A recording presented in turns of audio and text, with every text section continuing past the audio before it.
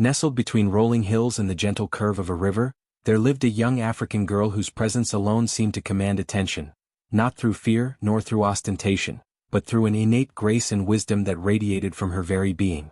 From the moment she drew her first breath, the villagers whispered that she was different, blessed by forces beyond the ordinary. Her eyes, dark and luminous, carried a depth that reflected a soul older than her years, and her movements, deliberate and thoughtful, suggested a profound awareness of the world around her.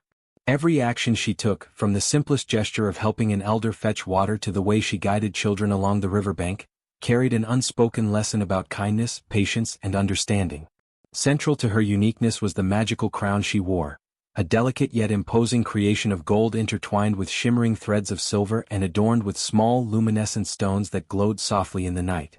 This crown was not merely a piece of jewelry or a symbol of rank, it was an extension of her essence, a living artifact passed down through generations by her ancestors. Its powers were subtle yet undeniable, guiding her choices, alerting her to danger, and amplifying the purity of her intentions. The villagers regarded it with reverence, not fully comprehending the breadth of its abilities, but instinctively sensing that it was no ordinary object. The bond between the girl and the crown had been forged in early childhood.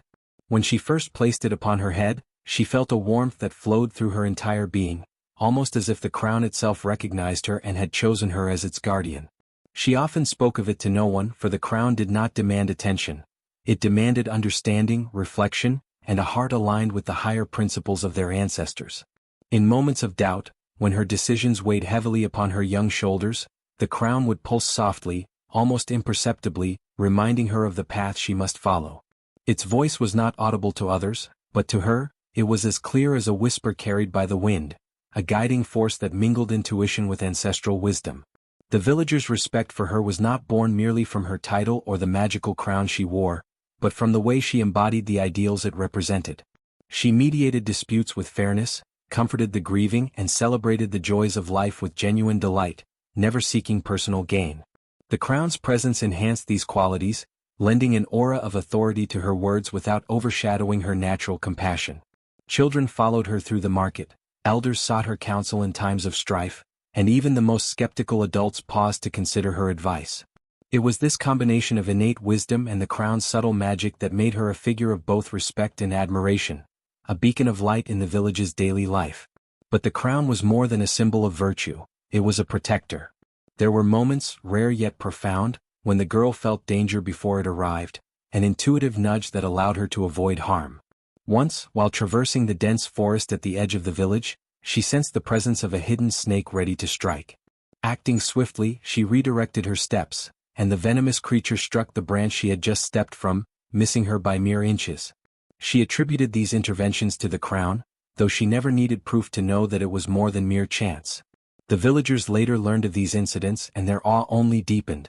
Some whispered that she was chosen by the spirits themselves, that the crown and its wearer were inseparable, and that any slight against her would inevitably bring misfortune. Even in her solitude, the girl felt the crown's presence. At night, when the village lay quiet under a canopy of stars, she would sit by the river, feeling the gentle pulse of its energy as if it mirrored the flow of the water itself. The crown seemed to communicate with her through subtle sensations, a warmth that rose from her head to her heart, a tingling along her fingers, or a faint hum that resonated in her chest. These moments of communion were private and sacred, affirming the trust between her and the ancient artifact. In these hours she contemplated not only her responsibilities but also the broader currents of life, how her actions influenced the village, the relationships she nurtured, and the moral lessons she would one day pass to the next generation. Stories of the crown's power and the girl's virtues spread beyond the village. Travelers and traders passing through spoke of the girl who wore the glowing crown, who listened to the grievances of all and whose wisdom seemed beyond mortal measure. Even distant communities began to revere her from afar, sending envoys with small offerings and tokens of respect, not for material gain, but in recognition of her role as a guiding light. Yet, despite this growing renown, the girl remained humble, never allowing the attention to sway her judgment or dampen her empathy. The crown, she often reminded herself, was not for personal glory but for the protection, guidance, and elevation of all who dwelled in the village. The bond between the girl and her crown was also protective in the face of malice. Though the villagers respected her, envy is a quiet and insidious force. Some watched her with longing or resentment, hoping to claim her gifts or the crown's magic for themselves. Yet every attempt at malice seemed to fail mysteriously. A villager who tried to undermine her by spreading false rumors would stumble upon truths that exonerated her. Another who wished harm upon her found themselves hindered by circumstances beyond comprehension. A sudden storm, a misstep on uneven ground, or a lost item crucial to their scheme.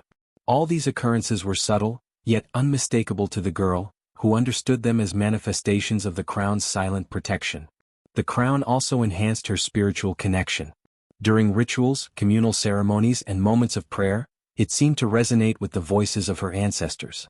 When she invoked blessings upon the fields or the waters, the crown's light flickered and pulsed in harmony with her words, lending potency to her intentions. Crops grew more abundant, rains came at needed times, and illness receded as if nature itself honored her petitions. The villagers witnessed these miracles and were further convinced of the crown's sacredness, deepening their respect and awe, while reinforcing the girl's sense of duty to wield her gift wisely.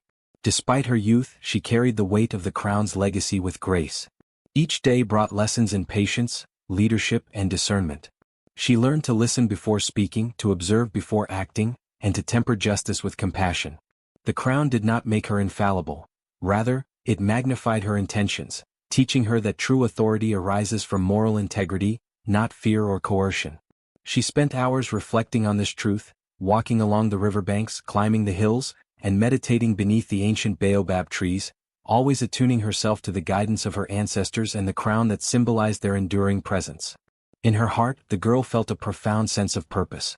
She understood that the crown was not merely hers, it was a responsibility entrusted to her by generations of ancestors who had safeguarded its power. She vowed to protect the village, guide its people, and uphold the virtues that the crown embodied. Its presence reminded her daily that wisdom and virtue must be exercised with courage, even in the face of envy, opposition, or uncertainty.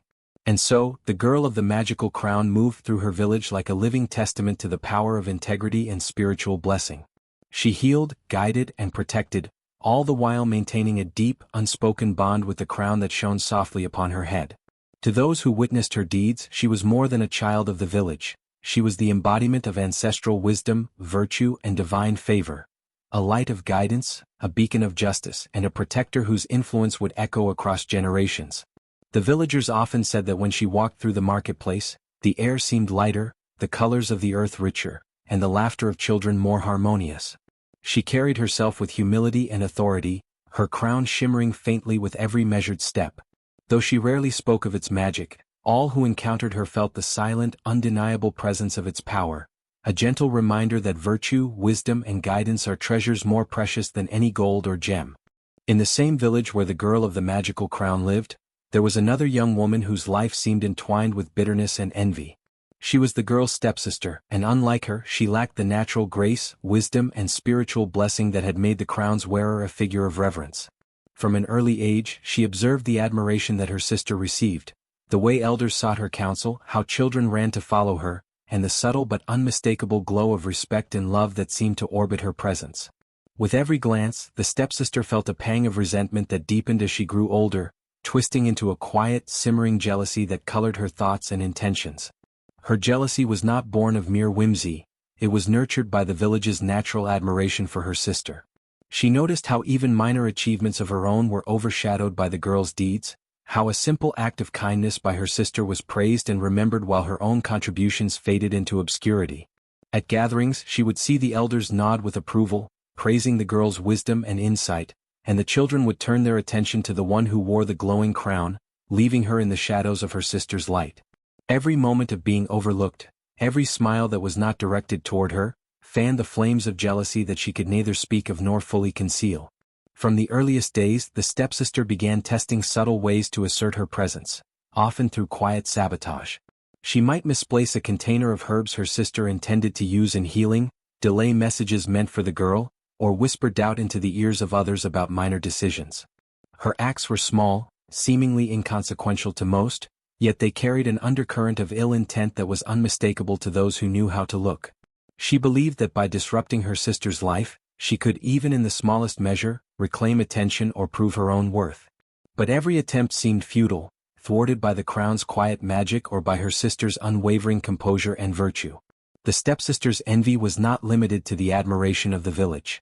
She watched with increasing frustration as the girl's relationship with the crown deepened, understanding intuitively that this magical artifact amplified her sister's influence. She envied the way the crown pulsed gently upon her sister's head, almost as if it responded to thought and emotion, guiding and protecting her in ways beyond ordinary comprehension. The girl seemed always alert, always serene, and always aware of threats before they arrived. For the stepsister, this was intolerable. She could not fathom how an object of gold, silver, and luminescent stones could elevate her sister so completely while leaving her in the shadows of insecurity. Family dynamics further fueled her envy. Their shared household offered few opportunities for her to shine independently, as her mother had passed away early and the father, though well-meaning, was often preoccupied with the village's larger affairs. She felt the absence of guidance keenly, contrasting her own life of perceived neglect with her sister's destiny of reverence and attention. Every compliment directed at her sister, every act of kindness recognized, every whisper of praise, felt like a personal slight, a reminder of what she could never possess. In private moments she would clench her fists, her chest tight with longing and resentment, vowing silently that she would find a way to claim power, recognition, or at least parity with the one who wore the crown. The stepsister's envy soon began to manifest in more deliberate acts. She would position herself near her sister when the village sought advice, subtly offering alternative solutions with a tone that suggested superiority, hoping to discredit the girl. In markets and communal gatherings, she would make careful observations of any misstep, however minor, and exaggerate them in hushed conversations, trying to plant seeds of doubt among the villagers. Though the girl's natural virtue and the crown's protection often neutralized these attempts, the stepsister persisted, her jealousy hardening into a resolve that would not be denied. Her envy also affected her personal relationships. Friends who might have offered companionship or camaraderie were drawn to her sister's charisma and virtue, leaving the stepsister feeling isolated and marginalized. She interpreted their preference as a sign of personal inadequacy, further reinforcing the notion that she was entitled to what her sister possessed. In her private moments she would brood over imagined slights, crafting elaborate fantasies of recognition, admiration, and eventually revenge. These thoughts were never openly expressed, yet they shaped every decision she made, coloring her interactions with malice beneath a veneer of civility. At home, she observed the crown with fascination and longing, trying to discern its secrets. She would watch her sister perform rituals, listen to the whispers of the ancestors, and feel the subtle shifts in the air that accompanied the crown's energy. Though she lacked the purity or intention required to command its magic, she believed that if she could somehow possess it or undermine its wearer, she could seize the respect and power she so desperately craved. The stepsister's envy had evolved from petty jealousy into an active determination to disrupt, to claim, and if possible, to surpass the one whose life had been blessed with both virtue and mystical favor. Yet, in this envy, she remained unaware of the depth of her sister's connection to the crown and the ancestral guidance that watched over her. Every minor act of sabotage or whispered criticism met with failure or unexpected consequence, reinforcing the invisible shield of virtue and protection that surrounded the girl. The stepsister's envy, though potent, was ultimately powerless against the convergence of wisdom, compassion, and mystical blessing that defined her sister. Still, the fire of jealousy burned brightly in her heart, setting the stage for future conflicts, subtle betrayals, and tests of both courage and morality that would shape the destiny of their intertwined lives. By the time she reached young adulthood, the stepsister's envy had grown into an almost tangible force. Her thoughts were dominated by the contrast between herself and her sister, and her every action was calculated to chip away, in some small way, at the girl's reputation, standing, or confidence. The village continued to admire the girl, unaware of the full extent of her sister's plotting. And yet, for the stepsister, this very admiration was both a provocation and a challenge, fueling her desire to overturn the natural order she so envied, unaware that forces beyond her comprehension already guarded the one she sought to undermine. The stepsister's envy, long simmering beneath the surface, began to take more deliberate shape. She realized that her resentment alone would accomplish nothing unless she acted with cunning and subtlety. Open confrontation would be disastrous, for the girl's virtue and the crown's power made her untouchable in direct ways. So, the stepsister turned to whispers, quiet murmurs that could ripple through the village like a hidden poison. She began to cultivate allies, those whose hearts were already susceptible to influence, whose minds were filled with petty ambitions, or whose loyalty could be swayed with promises of gain or attention. Each day she watched her sister interact with villagers, elders and children. Every smile, every act of kindness, every wise word spoken in council became fuel for her plots. She would lean close to a trusted servant, a cousin or a village acquaintance, speaking just low enough for them to hear. Do you really think she earned that praise? Perhaps the elders are blind to her faults. Sometimes she would add fabricated details, small exaggerations that made her sister appear vain or self-serving. Other times she would frame normal events as suspicious or improper, suggesting that the girl's actions were guided by selfishness rather than virtue. The stepsister was meticulous. She avoided making claims that could be immediately disproven, knowing that direct lies might rebound upon her. Instead, she focused on insinuation, letting the imagination of her listeners fill in the gaps. I heard she laughed at the poor man's misfortune, she would say softly at a gathering. Perhaps she enjoys attention more than she deserves. Though untrue, these murmurs, repeated in private conversations and hushed tones, began to sow seeds of doubt among the villagers. Humans are creatures of gossip and curiosity, and the stepsister knew exactly how to manipulate that natural tendency to her advantage. Beyond mere words, she orchestrated situations that could reinforce her narrative. If a basket of food was accidentally dropped or a child cried near the girl, the stepsister would whisper afterward, suggesting it was negligence or carelessness. If the girl healed a sick villager, the stepsister would question the methods, hinting at secret motives or hidden agendas. To any casual observer, these actions might seem inconsequential, yet their cumulative effect was to cast a subtle shadow over the girl's otherwise untarnished reputation. The stepsister also tapped into the natural fears and insecurities of the villagers. She knew that many respected the girl out of awe, but that awe could be manipulated. By suggesting that the crown's power was unnatural, or that the girl relied on secrets the villagers did not understand, she could inspire suspicion. The crown is not hers by right, she would whisper to elders in passing. Perhaps it guides her too much and she has lost sight of humility. These insinuations, framed as concern rather than malice, spread quietly, finding receptive ears among those who felt overlooked or slighted by the girl's rising influence. Her tactics were not only psychological but also social.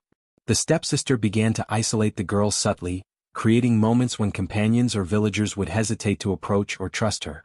Invitations were mysteriously delayed or forgotten, assistance for daily tasks was subtly withheld, and minor accidents were interpreted as signs of incompetence. Everywhere the girl turned, small obstacles emerged, often too trivial to provoke immediate alarm, but collectively forming an invisible web of opposition. Through this network of whispered doubts and orchestrated incidents, the stepsister believed she could erode the respect and admiration the girl had earned, brick by brick. Meanwhile, the stepsister remained outwardly composed and demure in public. She smiled, bowed, and appeared supportive whenever elders or neighbors spoke of the girl's achievements. No one suspected that beneath the polished veneer of civility lay a mind working tirelessly to undermine a rival. This duality made her all the more dangerous. She could whisper falsehoods in private and yet present herself as a loyal family member or friend in public. By combining charm with cunning, she managed to draw in allies who were willing to act on her suggestions, whether by spreading rumors further, withholding assistance, or watching for moments of vulnerability. In her private quarters, the stepsister would plan each day carefully. She kept a mental ledger of villagers' reactions, noting who was influenced by her whispers and who remained loyal to the girl. She experimented with timing, learning that a single well-placed comment before a communal gathering could ripple through the crowd, altering perceptions subtly but powerfully. Over weeks and months the network of whispers grew. Though no one could prove malice, doubt began to creep into the minds of villagers who had once been unwavering in their trust. The stepsister's obsession was relentless. She would wake at night imagining scenarios in which the girl faltered or was humiliated, and in her mind she would rehearse the whispered lines that would convince others of her sister's inadequacy. She took pride in her patience, knowing that real change could not be forced abruptly but must emerge slowly, like water carving stone. Every hushed word, every carefully timed suggestion, was a step toward a future where she could claim attention, respect, and perhaps the crown itself. Yet, for all her plotting, the stepsister underestimated the strength of virtue. The girl's wisdom, kindness, and the mystical power of her crown acted as shields against deception. While whispers created ripples, they could not fully disrupt the luminous presence of someone blessed by the spirits. The stepsister's envy, however, remained potent, and the story of secret plotting set the stage for conflicts that would test loyalty, courage, and the limits of human cunning. Her network of whispered jealousy became a hidden undercurrent beneath the village's daily life, a tension that would soon reach its inevitable breaking point. By the time the stepsister's scheme had fully formed, it was clear that her whispers were more than idle gossip. They were a carefully orchestrated attempt to manipulate hearts, bend minds, and challenge the sacred order represented by the crown. The seeds she planted were ready to grow, and in the quiet moments of the night, as she listened to the wind rustle through the trees, she felt a thrill of anticipation. The girl remained unaware, but the stepsister's web of jealousy and rumor was tightening, preparing the ground for the events that would follow. The village had been preparing for weeks. The Festival of Crowns was the most anticipated event of the year, a celebration of heritage, wisdom, and the blessings of the ancestors. Each household contributed to the festivities with music, dance, and offerings of food and drink. Banners swayed in the gentle breeze, and the scent of spiced grains and roasted meats filled the air. Among all the preparations, the girl's crown, woven from threads of gold and silver, inlaid with rare stones that shimmered in sunlight, was the centerpiece of the celebration. It symbolized not only her wisdom and virtue but also the blessings of the spirits that had chosen her. The girl, calm and radiant as always, rehearsed her ceremonial duties.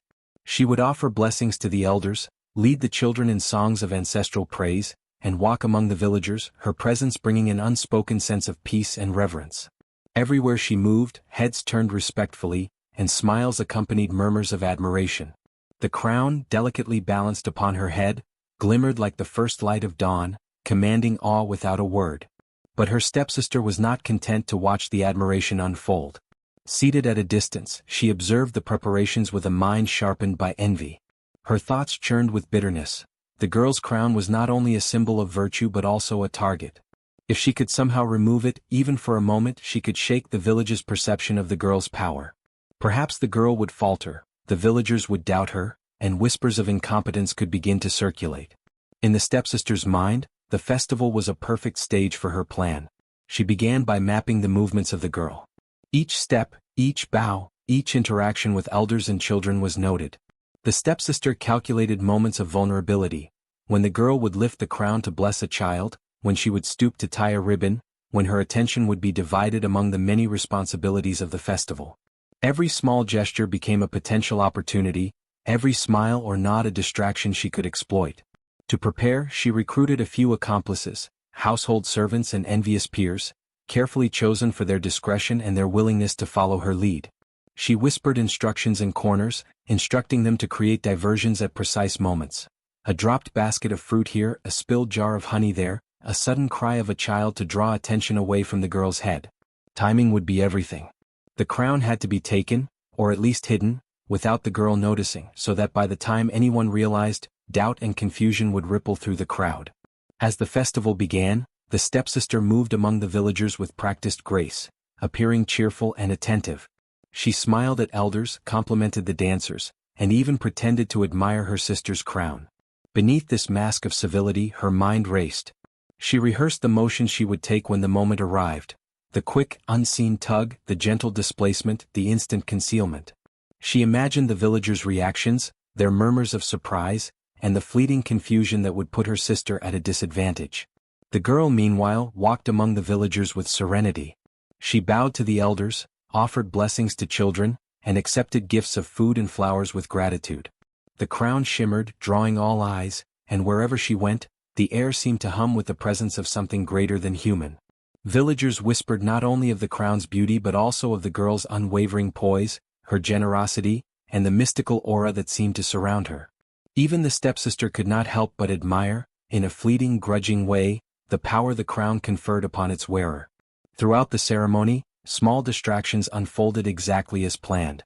A jug tipped over, sending a stream of honey across the ground. A child tripped, crying loudly, drawing the attention of nearby adults. In the midst of these orchestrated disturbances, the stepsister crept closer, her eyes fixed on the crown. Every heartbeat was measured, every step calculated. The villagers, caught in the rhythm of celebration and distraction, were unaware of the subtle danger looming at the center of their festival. But the crown was no ordinary adornment. Its magic was tied not only to the girl's virtue but also to the collective respect of the village and the vigilance of the ancestral spirits. As the stepsister reached out, the crown seemed to pulse with life, sending a subtle warning. a soft vibration that alerted the girl to danger even before the theft could occur. The girl's awareness, sharpened by years of wisdom and the crown's protective magic, allowed her to sense the movement in the corner of her vision. The stepsister froze for a moment, caught between desire and fear. The whispers she had sown, the careful timing, and the elaborate distractions were suddenly inadequate against the crown's silent guardianship. Though the villagers remained unaware, a tension filled the air, a subtle crack in the fabric of the festival that only the girl could perceive. In that moment, the festival became a delicate dance of awareness and intent. The girl continued her duties with a graceful poise that belied the alertness in her eyes.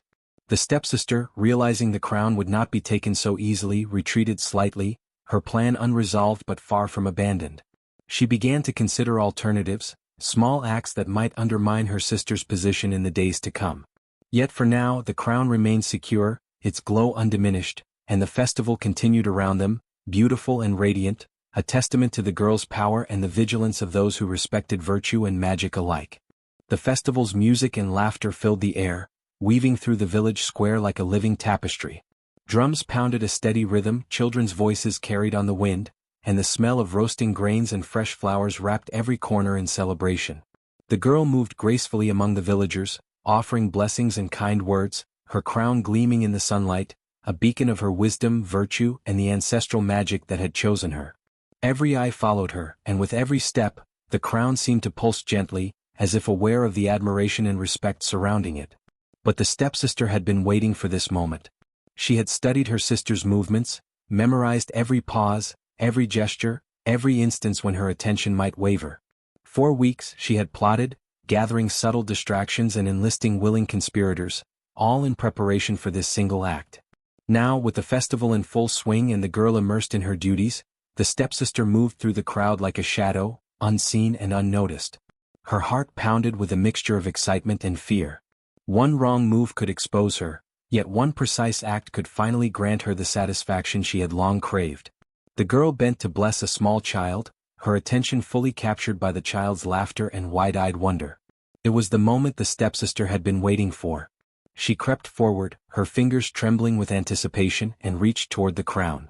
The magical headpiece, woven from threads of gold and silver and inlaid with shimmering stones, felt impossibly warm under her touch, as if alive.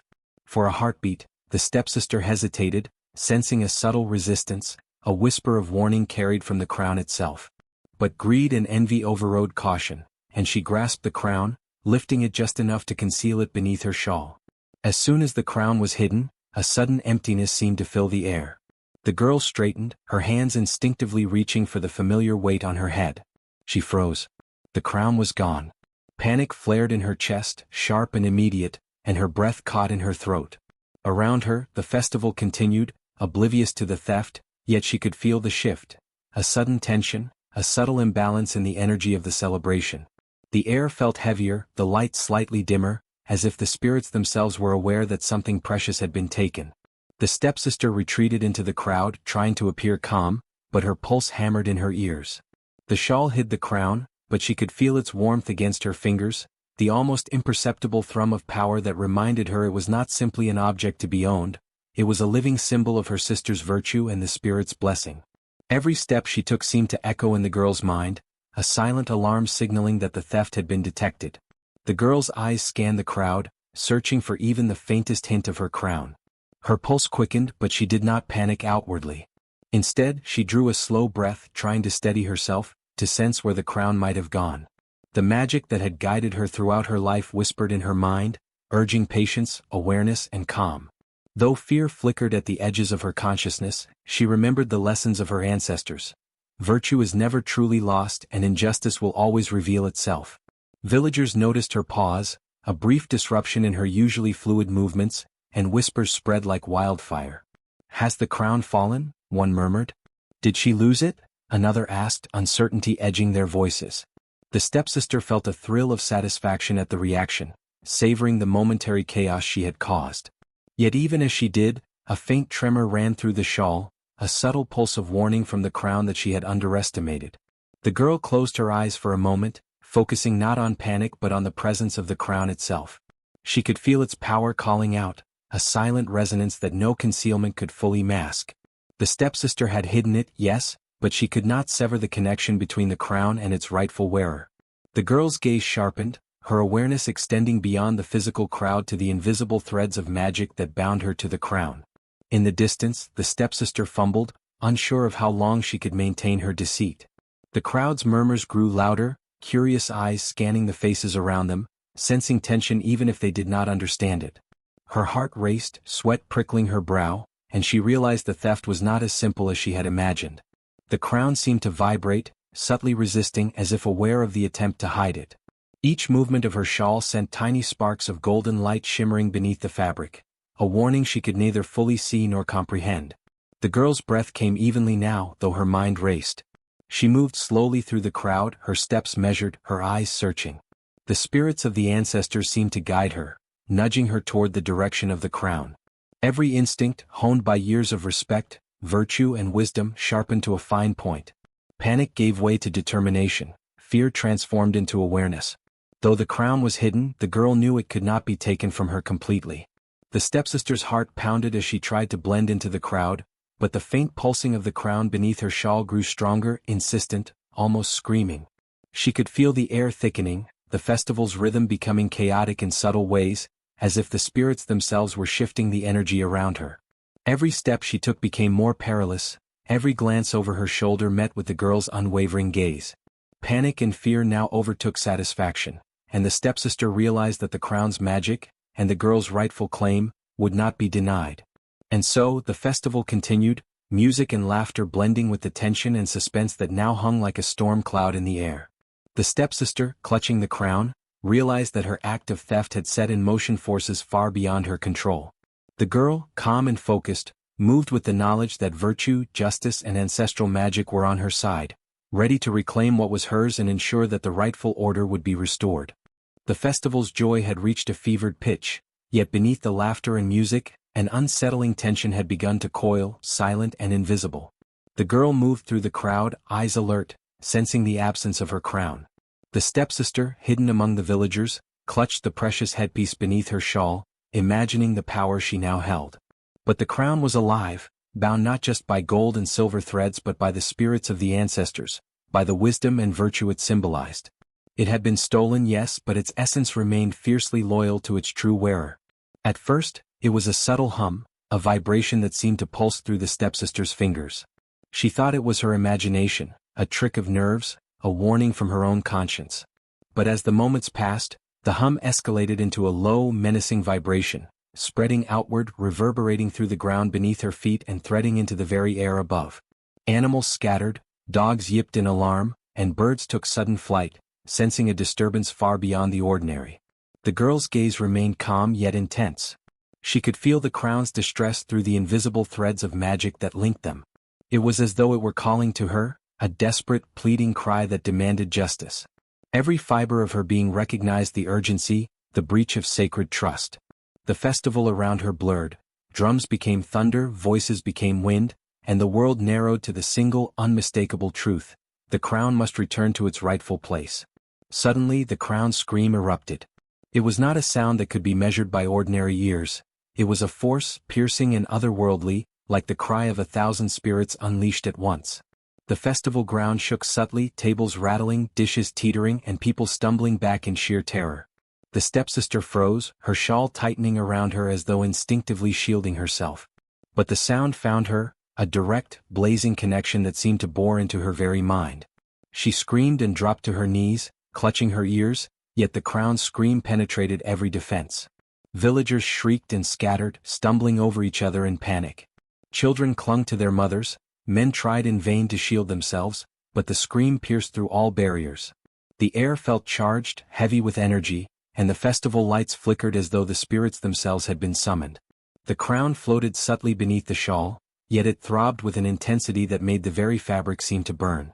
Sparks of golden light danced across the stepsister's fingers, leaving faint burns that seared her skin and intensified the terror. The girl stepped forward, her movements serene, deliberate, and commanding. She did not raise her voice, she did not yell. Her presence alone radiated control. The crown's scream grew louder, resonating in perfect harmony with her focused gaze, and the stepsister could no longer distinguish between the crown's call and the ancestral magic channeling through the girl. Panic consumed her entirely, her envy and triumph dissolving into pure fear. Her mind raced, thoughts fracturing under the relentless, unearthly sound. The crowd around them felt the supernatural presence too. Elders whispered prayers, calling upon the ancestors, while the young ones trembled in awe and fright. The magical vibration reached beyond human comprehension, a force of the natural and spiritual world intertwined. Trees around the square shivered, and leaves rustled without wind, as if the earth itself responded to the crown's cry. Sparks of light leapt from the crown, illuminating the stepsister's face, revealing the malice and envy etched deeply into her features. The girl moved closer, the ground beneath her feet firm and unyielding, radiating calm authority. She did not touch the crown, it hovered now, drawn to her presence like a bird returning to its nest. The scream intensified further, a high-pitched, almost unbearable sound that forced even the most stubborn hearts to acknowledge the injustice. The stepsister's knees buckled, her fingers unable to hold the crown any longer. It rose effortlessly as if gravity itself was obeying the crown's will, and snapped back into the girl's hair. The scream ceased instantly, leaving a ringing silence that echoed in every mind, a reminder of the power that had just been witnessed. The stepsister collapsed fully, trembling uncontrollably, sweat running down her face, tears mingling with the burns from the crown's sparks. Her eyes darted wildly, unable to comprehend what had just occurred. Villagers watched, mouths agape, as the girl adjusted her crown with gentle hands. The headpiece glowed with a soft, golden light, humming quietly now, as though satisfied that balance had been restored. The girl raised her head high, her eyes scanning the crowd. There was no anger, no malice in her gaze, only quiet authority and serene command. The crown shimmered, a subtle testament to the magical and spiritual bond it shared with her. The stepsister, meanwhile, lay prostrate, her ambition crushed beneath the weight of ancestral justice. The villagers understood immediately, envy and malice could never triumph over virtue and wisdom. As the festival continued in a subdued, reverent silence, whispers spread. "The crown screams for truth," one elder murmured. "No one may claim it unjustly," another added.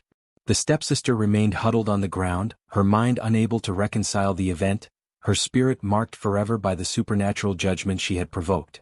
And the girl, calm and radiant, allowed herself a faint smile. She had not only reclaimed her crown but had reminded all present that virtue, when bound to the spirits, would always be protected and vindicated. The golden crown settled perfectly upon her head, glowing faintly, a living testament to her wisdom, courage, and the ancestral power she carried. The festival, once filled with envy and tension, now radiated reverence. The girl's presence, her crown, and the events of that day would be spoken of for generations, a story of justice, supernatural retribution, and the unyielding power of virtue in the face of greed. After the crown had returned to its rightful place, a trembling shadow remained on the festival grounds, the stepsister. She lay sprawled on the cobblestones, her shawl tattered, eyes wide with terror. At first she thought the crown's scream was a one-time horror, a fleeting punishment, but the echoes lingered. A high-pitched, resonant vibration seemed to pulse in her mind, synchronized with her own heartbeat. Each throb carried a whisper of accusation, a constant reminder of her envy and treachery. At first she tried to shake it off, muttering to herself that it was imagination. But the crown's presence was more than sound, it was a living, sentient force. Even at a distance she could feel its essence clinging to her like a weight in the air.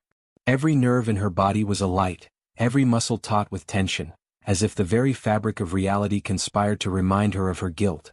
The villagers began to notice her twitching hands, the wild dart of her eyes, the muttering that made no sense to anyone but herself.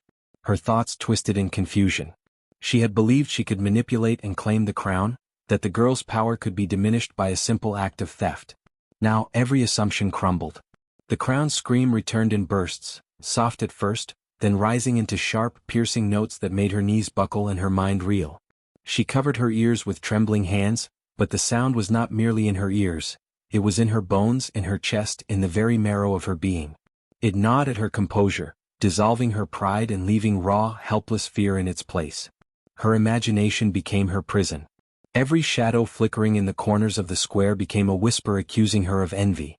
Every rustle of leaves, every creak of wood in the festival hall seemed to mock her, reminding her that the spirits and the crown were ever watchful.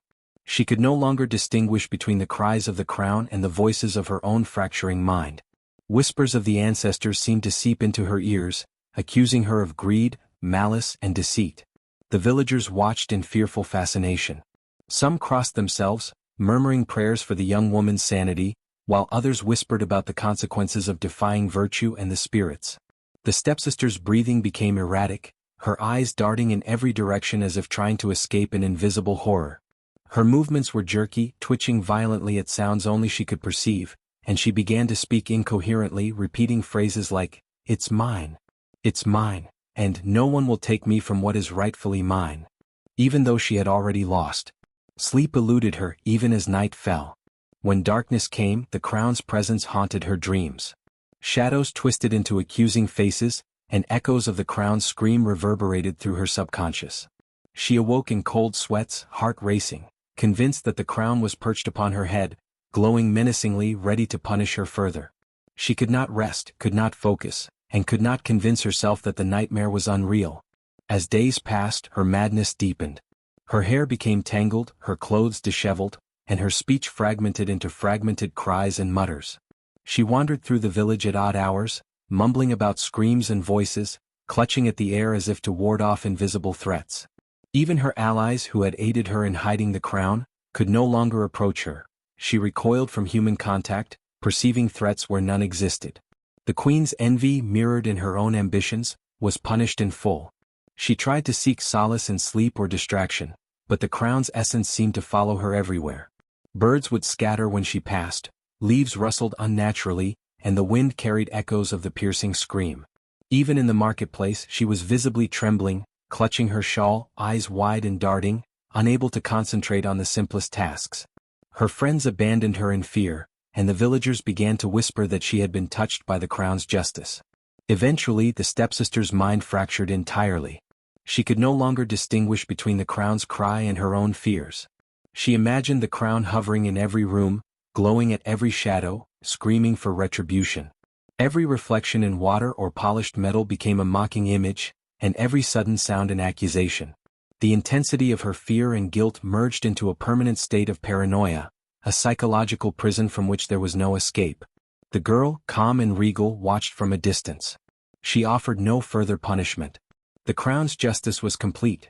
The stepsister had been marked, not by mortal hands, but by the indomitable force of virtue and the living magic of the crown. The villagers learned a lesson that words could never convey. Envy and treachery would be punished, not always by death, but by the mind itself, under the vigilant eyes of the spirits. And so, the stepsister remained a cautionary tale, a living embodiment of madness born from greed, envy, and defiance of ancestral justice. Her fear, confusion, and ultimate breakdown became legend, whispered to every child, told to every visitor, a vivid reminder that the crown's scream was not mere sound but a voice of justice that could not be ignored. In the quiet aftermath of the crown's scream and the stepsister's descent into madness, the girl stood beneath the towering baobab tree, her gaze fixed on the horizon. Though the festival grounds had emptied and the villagers had fled to their homes, the weight of her responsibility pressed upon her shoulders.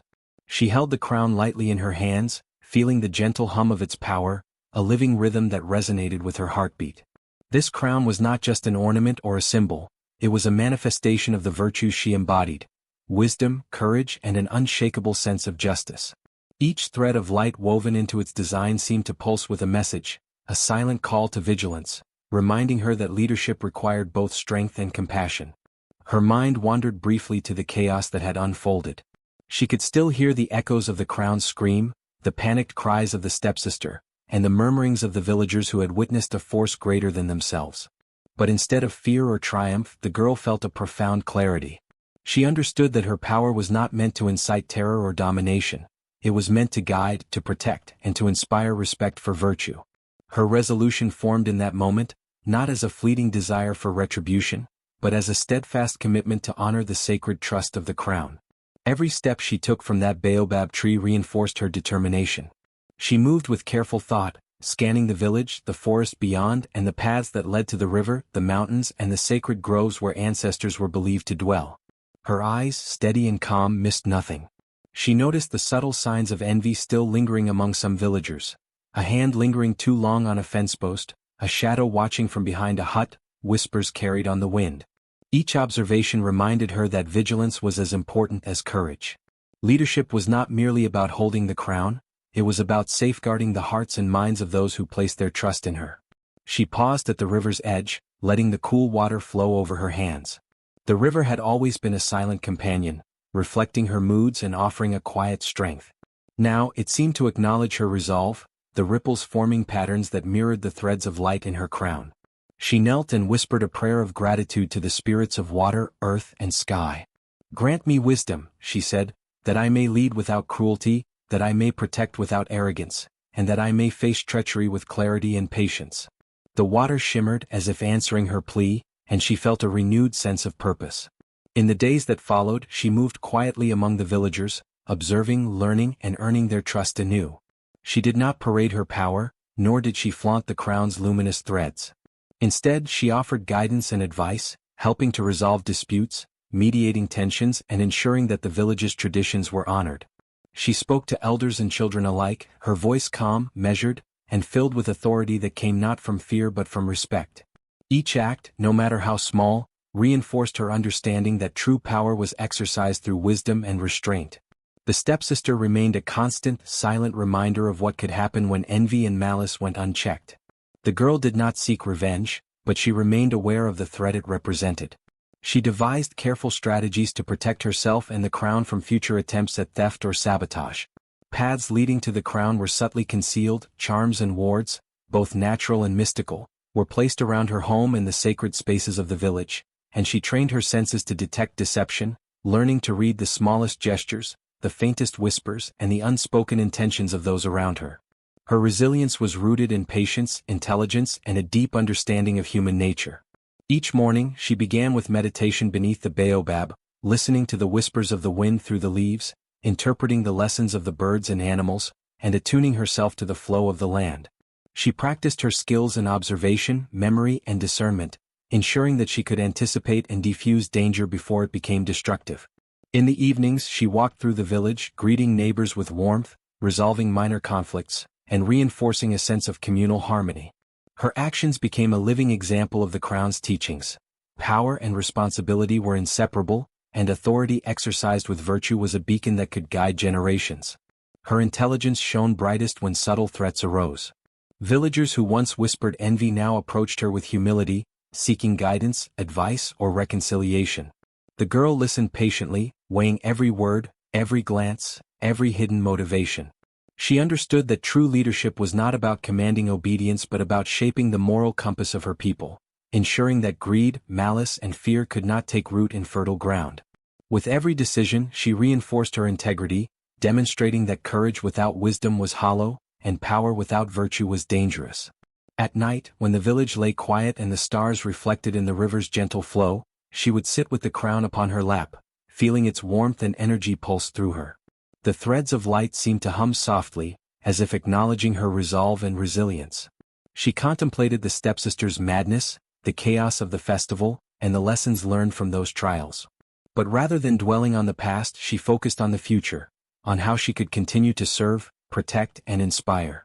Her commitment was unwavering. She would lead with integrity, safeguard the sacred, and ensure that no act of envy or malice could ever diminish the power of virtue in her village. And so, with each passing day, the girl's resolution crystallized into a force both quiet and immense. She was no longer simply a keeper of the crown. She had become a living embodiment of its wisdom, a guardian of the sacred balance, and a symbol of resilience for all who witnessed her actions. Her calm intelligence, her careful strategies, and her unwavering virtue became the cornerstone of her leadership, ensuring that the crown, and what it represented, would never be misused again. Through patience, discernment, and a profound understanding of justice, she solidified her place not only as a leader but as a moral compass for her people. Every glance, every word, every measured action reinforced her authority and reminded the village that true power arose from virtue, courage, and an unwavering commitment to what was just. And in that quiet, steady strength, she found not only her own fulfillment but the enduring respect and love of the people who had once envied her, now inspired to follow her example. The first rays of dawn filtered through the canopy of the village trees, spilling golden light across the festival grounds where chaos had reigned just days before. The air was still thick with tension and whispered speculation, for the events surrounding the crown had left a mark deeper than mere memory. The villagers, who had once celebrated the annual festival with joy and anticipation, now moved cautiously, their eyes darting nervously toward the baobab tree where the girl had last been seen. It was there that she had stood, calm and radiant, after the crown's piercing scream had shattered the festival and exposed the stepsister's envy in a way that no mortal could ignore. The girl returned to the center of the village, the crown gleaming softly upon her head, threads of light flickering with a subtle rhythm that matched the pulse of the land. She walked with a deliberate grace, each step resonating with quiet authority. Those who had once envied her paused, recognizing not only her power but the wisdom that now guided it. The stepsister, who had fled into hiding, peered from behind a distant hut, trembling as she glimpsed the restored crown. Her jealousy, which had once fueled bold schemes and whispered lies, now stood exposed as weakness in the presence of the girl's calm, unwavering resolve. As the girl reached the center of the village, the elders gathered before her, their faces lined with a mixture of awe and fear. They bowed respectfully, acknowledging her right to wear the crown and fulfill the role for which the ancestors had chosen her. One by one, villagers came forward, offering apologies for their whispers of doubt and envy, confessing their complicity in the subtle undermining of her authority. The girl listened, her eyes steady and compassionate, allowing each confession to pass without a word of scorn. Justice, she understood, was not solely about punishment, it was about balance, restoration, and teaching those who had erred the importance of virtue. The stepsister was brought forward under the watchful eyes of the entire village. She had attempted to flee, hiding in the shadows and avoiding scrutiny, but the crown's mystical presence and the girl's keen perception had revealed her hiding place. Now, standing before her sister, she trembled not only from fear but from the sudden understanding that the power she had tried to claim for herself could not be seized through deceit. The crown's light flickered, and a low hum reverberated through the village square, a sound that seemed to pierce directly into the heart of envy. The girl raised her hand, and a wave of quiet energy radiated outward. The stepsister staggered, her eyes widening as the crown's threads of light seemed to reach across the space between them. Unlike before, the light did not burn, scream, or inflict pain. Instead, it illuminated truth. Every secret thought, every whispered plot, every act of malice became visible, etched in the air around her in shimmering filaments. The stepsister's envy was laid bare for all to see. The villagers gasped, some turning away, unable to confront the reality of the treachery that had simmered among them. Others stepped closer, their expressions a mixture of astonishment and reverence, witnessing a lesson being delivered that was older than any living memory. The girl spoke then, her voice calm and measured, carrying across the square without a hint of anger. "You sought to take what was not yours," she said, her eyes meeting her stepsister's with unwavering focus. "You tried to sow division, to replace virtue with envy, and in doing so, you betrayed not only me but the balance our ancestors entrusted to this village. But know this, the crown does not punish the innocent. It does not destroy without cause. Justice is not vengeance, it is the recognition of truth and the restoration of harmony." As her words hung in the air, the crown's threads of light shifted, stretching toward the stepsister, encircling her without harm. The stepsister collapsed to her knees, tears streaming down her face, a mixture of fear and remorse. She no longer saw the crown as an object of desire but as a mirror, reflecting the darkness she had nurtured within her own heart. The villagers watched silently, understanding that the girl's mercy was itself a demonstration of her power. She could have allowed the crown to strike with vengeance, yet she chose a path that emphasized wisdom over wrath, teaching all who witnessed the moment the true meaning of leadership and moral courage. In the days that followed, the village slowly returned to its natural rhythm. Festivals resumed, laughter once again echoed through the streets, and the crops thrived under the attentive care of the villagers. The girl, with the crown secure upon her head, took on her duties with renewed energy. She mediated disputes, guided young apprentices, and ensured that traditions were honored with integrity. Her actions were deliberate and thoughtful, reflecting the lessons she had learned through the trials of betrayal and the crown's supernatural intervention. Each decision reinforced the understanding that virtue and wisdom were inseparable, that authority was meaningful only when exercised with fairness and compassion. The stepsister, though permanently marked by her envy, found a place within the village, guided by the girl's mentorship. She worked to restore trust, her every action a testament to the consequences of malice and the power of redemption. While she would always carry the memory of her misdeeds, she learned humility and respect, becoming a cautionary figure for the younger generation. Villagers often recounted the tale of her envy, teaching their children that deceit and greed were never paths to true power or respect. The girl's leadership became legendary, not because of the crown alone, but because of the manner in which she wielded its influence. The crown was a symbol, yes, but her actions, the patience, the fairness, the moral clarity, ensured that justice was understood not as punishment alone but as a restoration of balance. Even those who had once doubted her now recognized that wisdom, courage, and integrity were more powerful than envy, more enduring than fear, and more inspiring than any threat. Over time, the story of the crown's theft and the girl's steadfast resolution spread beyond the village. Travelers spoke of the young woman who had reclaimed her birthright not through anger or violence, but through intelligence, compassion, and the supernatural guidance of a sacred heirloom. The tale became a cornerstone of local lore, teaching generations that envy could never overthrow virtue, that justice and mercy were intertwined, and that those who acted with integrity would always endure. In the final light of the setting sun, the girl stood once more beneath the baobab, the crown's threads glowing softly as the wind whispered through the branches. She breathed deeply, feeling the pulse of the village, the land, and the spirits that had guided her through this ordeal. Order had been restored, the crown returned to its rightful place, and the lessons of envy, loyalty, and moral courage had been indelibly etched into the hearts of all who had witnessed them. In that moment she understood fully that the true measure of power was not in dominance, but in the careful, deliberate act of bringing balance, justice, and harmony to a world that had once teetered on the edge of chaos.